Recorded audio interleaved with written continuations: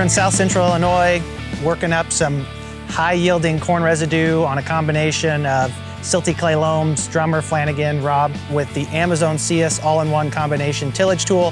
One of the biggest challenges for tilling corn stalks here is just chewing through all of the corn residue from the previous crop. We're working 11, almost 12 inches in the ground with the main shanks in the middle, and it's leaving a surprisingly phenomenal finish. We've got tools that I would argue do a comparable amount of dirt movement, but they can't leave a seed bed behind like this does. What's out here right now is a silty clay loam, Mexico and Putnam soil type. There's a compaction layer about 8 inches deep, so we're just digging right underneath of that and taking that compaction out, working some fertilizer in and getting this field set up for next spring.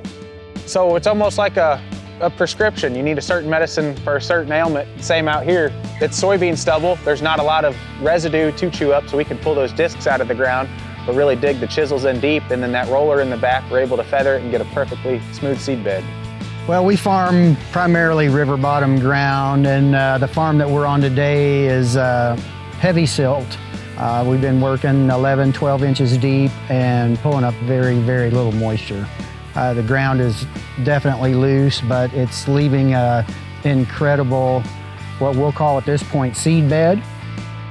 So we have quite a bit of residue out here right after corn harvest, and I was a little bit weary of how the Ceus was going to handle it, but the adjustments are super easy. They're right there at the palm of your hand and really cut through all that trash and makes a really good seed bed.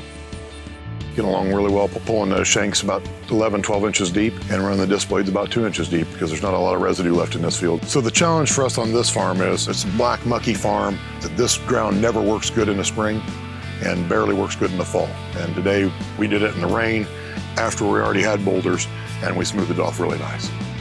So this field here will be rotated from corn to soybeans every year. Generally on this heavy black muck like this, you gotta do something. If you leave it, it'll be a wet, muddy mess in the spring. But Ceus worked very nice. You know, you're not bringing up big chunks. You've got enough going on with the discs and the roller that it's kind of beating it back down a little bit flat. It's not totally fine like flour, but it's not the big chunks like you can sometimes see behind a ripper.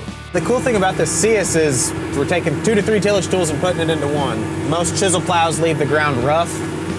This thing, it looks like a seed bed. Next spring we should be able to come right in and be ready to go as soon as the ground gets warm and not have to do any more work out here.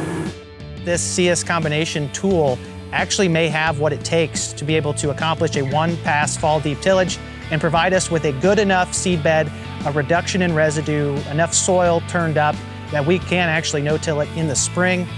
So that's our goal after all, is use a one-pass tillage tool that we can rip in the fall and leave the ground suitable for planting next spring, and that's including after a river gets across it. And right now, what I'm seeing looks phenomenal in corn ground. You can either use it strictly as a vertical till, you can put the ripper points down, you can use it as a ripper, so it's a combination of the two. You need stuff that's more versatile, that if I want to rip with it today, I can. If I want to use it as a vertical till, I can do that. Had I not done anything to this field and just pulled into it with this, I could have worked it one time, left it, pulled back in the spring and planted it. And that would have saved me 1, 2, possibly 3 operations. So that's pretty big value in the pocketbook.